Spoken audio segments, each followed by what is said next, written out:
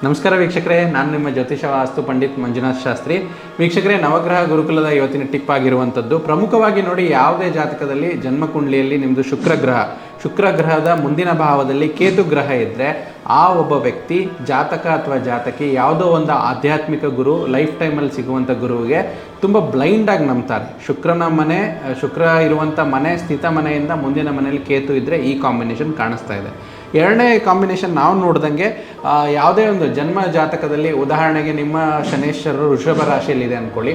ವೃಷಭ ರಾಶಿಯ ಇಂದಿನ ಮನೆಯಲ್ಲಿ ಏನಾದರೂ ಮಂಗಳ ಗ್ರಹ ಸ್ವಕ್ಷೇತ್ರದಲ್ಲಿ ಮೇಷದಲ್ಲೇ ಇದ್ದರೂ ಕೂಡ ಏನಾಗುತ್ತೆ ಅಂತಂದರೆ, ಯಾವುದೋ ಒಂದು ಡೀಲ್ ಆಗ್ತಿದೆ. ಶನಿ ಬಂದು ಕರ್ಮಕಾರಕ, ಕೆಲಸಕ್ಕೆ ಕಾರಕ.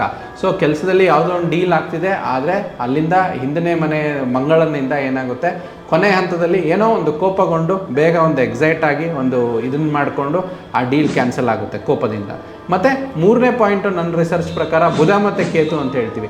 ಸೊ ಬುಧ ಜೊತೆ ಕೇತು ಇದ್ದರೆ, ಈ ಒಬ್ಬ ವ್ಯಕ್ತಿ ಏನಾದರೂ ಒಂದು ಲೇಖಕರಿದ್ದರೆ, ಒಂದು ಏನೇ ಇದ್ದರೆ ಬರಿತಾ ಕೂತಿದ್ರೆ ಅವ್ರಿಗೆ ಎಲ್ಲಿಂದ ವಿಚಾರ ಬರುತ್ತೋ ಗೊತ್ತಿಲ್ಲ, ಅದು ಹಂಗಂಗೆ ಬರ್ತಿರುತ್ತೆ. ಸಿಕ್ಸ್ ಸೆನ್ಸ್ ಅನ್ನೋದು ತುಂಬ ಆ್ಯಕ್ಟಿವೇಟ್ ಆಗುತ್ತೆ. ಈ ರೀತಿ ಬುಧ ಕೇತು ವರ್ಕ್ ಆಗುತ್ತೆ. ಸೊ ಈ ಮೂರು ಕಾಂಬಿನೇಷನ್ಸ್ ರೀಲ್ ನೋಡೋದಕ್ಕಾಗಿ ಧನ್ಯವಾದಗಳು.